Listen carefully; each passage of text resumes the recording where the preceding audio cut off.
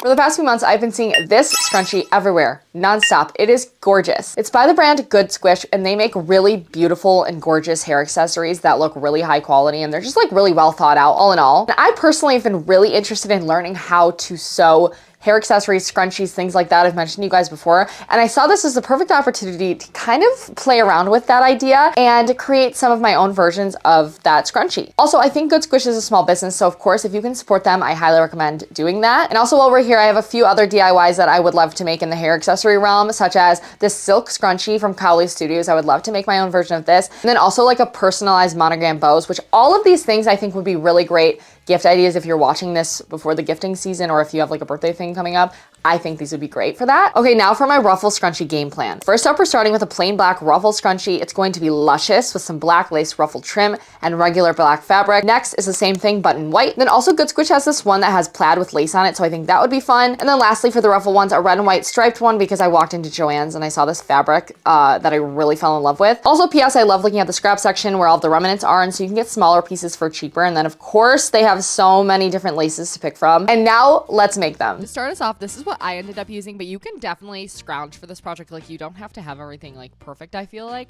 And this is what I ended up making for the first, my little mock-up kind of scrunchie in black. And I think it turned out so cute. Look at the little sexy montage. Yes. Anyway, so let's go into making the actual pattern. I'm making a pattern piece just because I wanted to make multiple of these, but if you're just making one, you can definitely just do it on your fabric, you know. But so I'm going to end up with two rectangles that are going to both be 17.5 inches by 3.5 inches. And then two trim pieces that are both going to be 35 inches long, and it doesn't matter the width on those. And then also about 5 inches for elastic. And now I just cut them all out, basically. I had to use pinking shears because I could not find my regular scissors for the life of me, and so that made my life harder and uglier. Look at that. And this is the next little pattern piece that I have, and this is the trim piece. So I kind of just used it for length because the trim is all like different widths, so just kind of to make it easier to measure the length. And this piece of trim right here is 2 yards, and that leaves just enough for 2 pieces of this trim piece that's going to go on the edges of here. And then we are left with 2 trim pieces. The trim that I'm using for this part of it is already gathered, but I'm going to gather it even more just because I want like super ruffled. And so that's what I'm going to do. The first step to this after we cut everything out is we are going to gather the trim. And we're literally just gathering, I'm lengthening my stitch a little bit to 4. And then I'm just going to do it as close as I can because this trim is different. It has like this like bias tape on it. If you have trim that doesn't, it probably would be a lot easier, but I'm just going to run this through really quick. I'm not sure how to hand gather. You literally just, you know, lengthen your stitch a little bit. It makes it a little bit easier. And then you do one straight stitch and you don't back stitch at the beginning or the end. And so then you can just separate your threads at the end of this, and you just pull on one of them basically until you get a nice gather piece that you cut out. That's the rectangular one, just so it can like fit on there perfectly. First one is fully gathered, and so it like perfectly lines up on this little piece.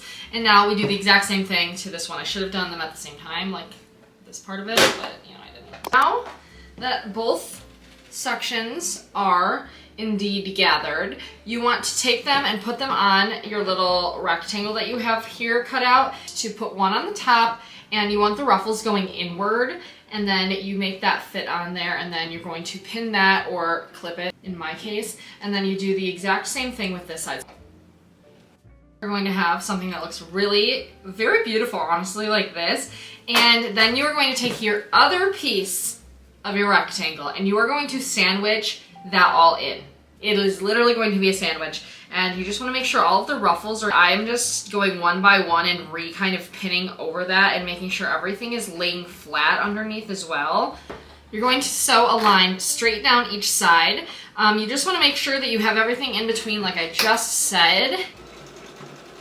And now we are literally going to do the exact same thing to the other side.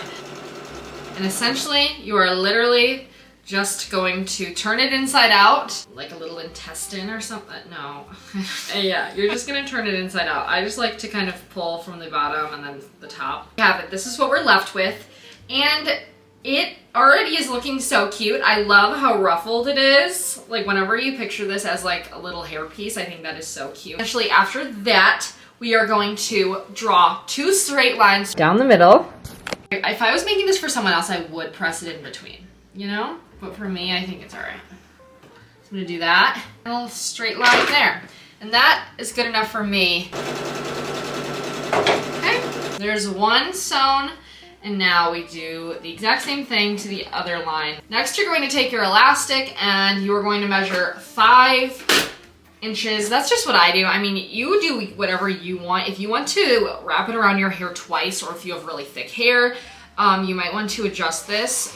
But because I started with like 7 inches last time, and then I cut it down. So I'm doing 5 inches and then giving myself maybe half of an inch if I just in case. I don't even know. I add in the elastic. I am going to trim off these pieces. Then I'm going to run a seam down this side to this side up until where I just had that seam, just so that it is like all meshed together whenever we feed the elastic through.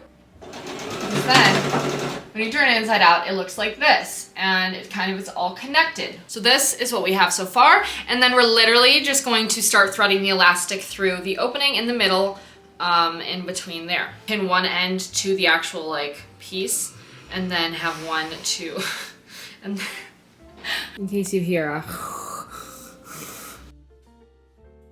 then you're going to sew them together and attach them. Good hand sew it in, and you just want to get rid of all of the extra threads really quick. And then this is our finished product. If only I didn't have grout on my fingers this whole time. That would have been great. I'm redoing my kitchen, so I'm sorry about that. But anyway, this is how it turns out, and I think it looks so fucking luscious and like fun, and it adds so much texture to every outfit. And I really like the white, the plain white. I was contemplating even doing it because I get so distracted by the fun colors and stuff, but I think it looks so good, especially in the winter when you just want to throw your hair up and you have like not a lot going on the rest of your outfit because you have to wear a coat. I'm so stoked about this. And then if you want to screenshot this here, just like my DIY instructions, if you wanted to create your own pattern for it. And now let's run through the rest of my projects. Next little hair tie I'm going to make is the exact same thing as the one that I did just do, but I'm going to use this cute little plaid that I found, and then I'm also going to use this like kind of lacy trim, and I'm going to double up on the lace trim this time to see if that really gives like a good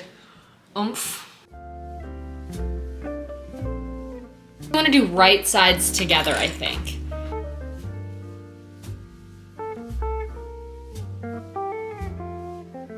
I actually think this might be cute and like frilly, you know? Oh my god, stop it, that's so cute. These would be really cute, like little headbands too. Like over a headband or something, or like, oh my god, a little, okay, yes. This is so cute. I love the double. And then whenever it's like all, oh my god, see? Pushed about, it'll be like that with your hair popping through. That is so cute. Okay, so now I'm going to do the inner part and come back when this one's done. She is so fun. She's kind of the life of the party, and she has so much going on, and she still thrives. Like, I love all of the lace going on, and if the fabric was a little less stiff, it would even, I think, be a little bit better, because I used like just random quilting fabric I found at the store because I really liked it. But I really like this one.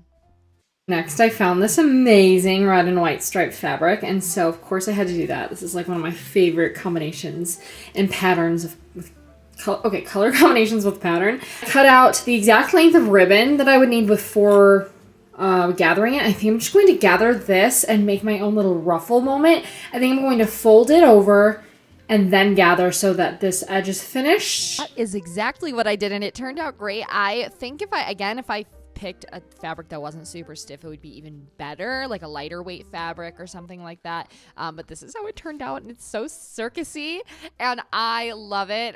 You guys know how much I love a red and white striped moment, and so this is just so fun to me. And I think it literally looks like a circus. And we'll call it the 3-ringed scrunchie. 3-ring scrunchie.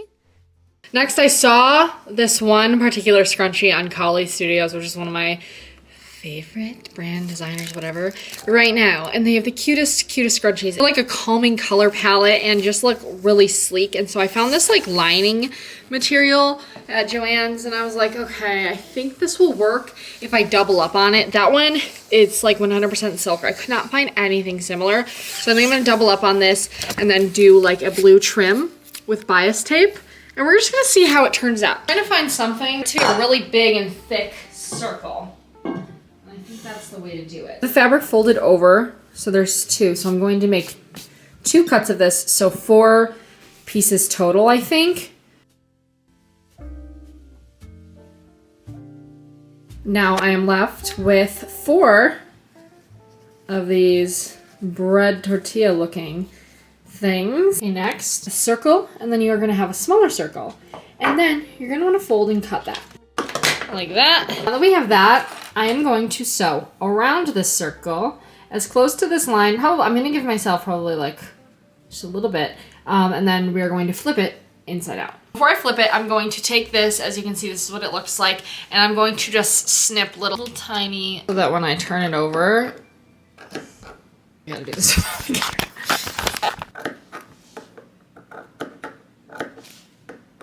it over, you are going to flip it like that, and then you're gonna flip one side, this through the hole, and then you flip it back this way, and then it's like that. See, it's starting to take shape a little bit. Take the bias tape. And the bias tape in the picture, it's around the edge, and then it's also being used as like the tie for it. And so I'm going to take this so that it lays flat. I'm going to do the edge around the circle that the tie is going to go through. I think I'm going to do that first, because then once I lay it all flat, like bunch up in between, so that like if I did the bias tape first and then I did this, I feel like it would bunch up. So I'm going to do the middle part first. And essentially I just bought, you know, like a smaller bias tape, and then I'm running one seam down the side of it so that it stays all nice and crisp together, you know, so when you tie it, it's all good and cute. And then I'm going to feed it through the center tube that I made.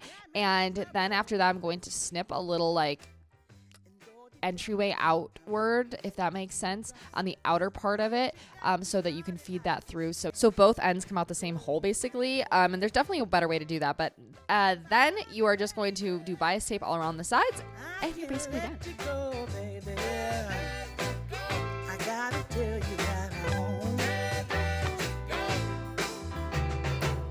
I've been looking for love so true. When I was down and out, along came you. Though you might be alive. All right, this one might be my favorite one, just because of you can make the bow with it, and it's just so simple, but at the same time such a statement. You can make them in so many different sizes as well, and so many different fabrics too. So I'm definitely going to be remaking this. It was super easy as well. 'Cause I love you, I love you, I love you. Oh, it's early in the morning. I just took a shower and I want to do my ribbon bow thing. So essentially, I want a hair bow that I can clip into my hair. So I'm gonna make like a ribbon, or like take velvet ribbon and make it into a bow, add it to either like a barrette or a clip or some sort of thing like that. And then I want to monogram or embroider like my name onto it by hand. So this is the ribbon. Like, this is how long I kind of want them, and I think I'm going to do it like right here. I think I'm going to take a little water-soluble pen and just do a little cursive. I actually think that will be cute. Cursive J and O. I want to use this like light blue. I think that would be pretty against like the red. It would be easier if this was on like a, you know, embroidery hoop or some sort or something.